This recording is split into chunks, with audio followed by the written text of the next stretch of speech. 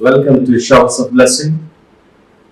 దేవుని కృపలో భద్రపరచబడి నూతన దినములో ప్రవేశించాం. ఈనాటి దేవుని వాగ్దానం, ఆయన మార్గమును అనుసరించుము, భూమిని స్వతంత్రించుకొనున్నట్లు ఆయన నిన్ను హెచ్చించును. Keep his way, he will exalt you to inherit the land. 37వ దావీదు కీర్తన 34వ వచనం. Praise God. ఈ నూతన దినములో దేవుడు మీ కొరకు సిద్ధపరిచిన ప్రతి దీవెన ఆకాశపు వాకిళ్ళు విప్పి మీ మీద కృంభరించునుగాక.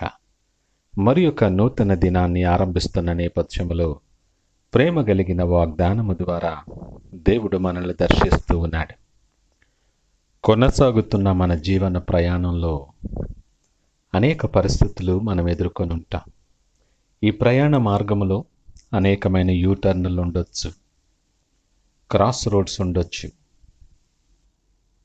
కొన్ని ప్రాంతాలలో మనం ఎటువైపు వెళ్ళాలో సూచించేటటువంటి బోర్డులు కూడా ఉంటాయి.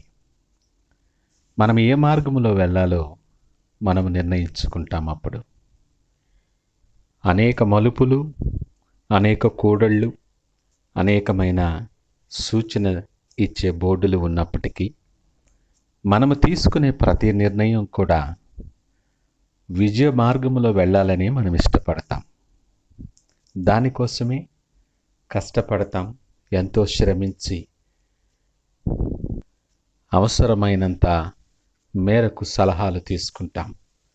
సరిగ్గా నడిపించబడటానికి కావలసిన ప్రతి జాగ్రత్త మనమెంతో శ్రద్ధతో చేస్తాం. ఆ మార్గములో సరైన స్థానమునకు నువ్వు నడిపించబడినట్లు దిశానిర్దేశము చేయటానికి ఎవరి దగ్గర మనం సహాయం తీసుకుందామా, ఎవరు మనల్ని నడిపించగలరా అని ఆలోచన చేసి మన ఆలోచన మేరకు మనం ఎవరి దగ్గరికైనా వెళ్ళడం చేస్తాం. ఈ ప్రక్రియ అంతటిలో ఒకసారి ఆలోచన చేద్దాం.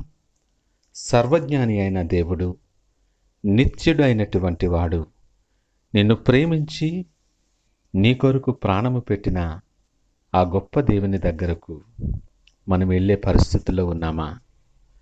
దేవుని నడిపింపు మన జీవితాల్లో ఉంటే నీ మార్గాలలో నువ్వు హెచ్చింపబడతావు. దేవుని నడిపింపు నీ ఆలోచనలో ఉంటే దీవెనలు నీ స్వంతం. భూమిని స్వతంత్రించుకోవటానికి మార్గాలు సిద్ధపరుస్తాడు. ఆయన నడిపింపు నీ జీవితంలో ఉంటే నువ్వు నడిచే ప్రతి మార్గము విజయ మార్గమే. దేవుని నడిపింపు నీ జీవితంలో ఉంటే ఉన్నతమైన స్థలములలో దేవుడు నిన్ను ఎక్కించి నిన్ను స్థిరపరుస్తాడు. నీవెంచుకున్న మార్గాలలో ఈ ఆశీర్వాదాలన్నీ పొందకపోవచ్చు. నువ్వెంచుకునే మార్గము దేవుని మార్గం అయితే మనము మాట్లాడిన ప్రతి ఆశీర్వాదం దేవుడు నీ జీవితంలో కలుగు చేస్తాడు. భూమిని స్వతంత్రించుకొనులాగన నిన్ను హెచ్చిస్తానని ఆయన వాగ్దానము చేస్తూ ఉన్నాడు. నీ ఆలోచనలు సఫలమవుతాయి. నీ ప్రతి పని ఆశీర్వదింపబడుతుంది. నువ్వు నడిచే మార్గములో నీ అడుగు తడబడదు, పాదము తొట్రలేదు. స్థిరమైనటువంటి నెమ్మది కలిగిన, సమాధానము కలిగిన ప్రయాణములు, మార్గములు నువ్వు బలపరిచి స్థిరపరచబడతావు. అది దేవుని ఆశీర్వాదం. నువ్వు జ్ఞానివని నువ్వు అనుకోవద్దు. నువ్వు విద్యాధికుడువు కావచ్చు, లోకలుగా పరపతి కలిగిన వాడవు కావచ్చు, ఉన్నతమైన హోదా ఉద్యోగములో ఉండుండొచ్చు. కానీ దేవుడు ఒక మాటను జ్ఞాపకము చేస్తున్నాడు. నా తలంపులు మీ తలంపులు వంటివి కావు, నా త్రోవలు మీ త్రోవల వంటివి కావు.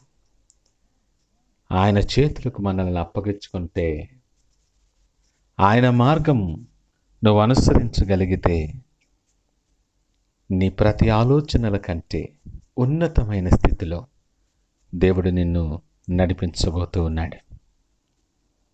ఉన్నతమైన స్థానానికి నడిపించే ఆయన మార్గాలు నువ్వు తెలుసుకోవాలంటే ఆయనతో సన్నిహితమైన సంబంధము కలిగిన వాడిగా ఉండాలి.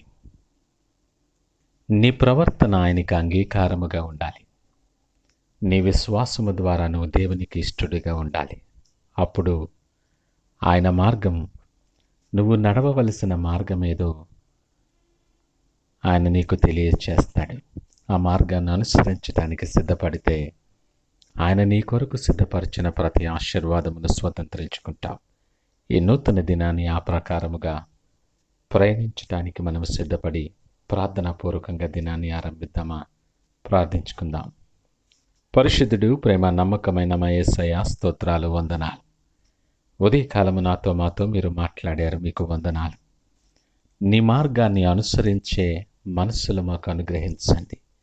నీ మాట విని నువ్వు సిద్ధపరిచిన మార్గాలు మేము కనుకొని దానిలో నిర్భయముగా, నిశ్చింతగా, మీకు మహిమార్థమైన బిడలుగా నిలిచి ఆ మార్గాల్లో ప్రయాణించటానికి మాకు సహాయం దయచేసి సకల మహిమ, ఘనత, ప్రభావాలు మీరే పొందుకోమని యేసు పరిశుద్ధ నామమున అడిగి వేడుకొంచున్నాము తండ్రి. ఆమేన్. God bless you.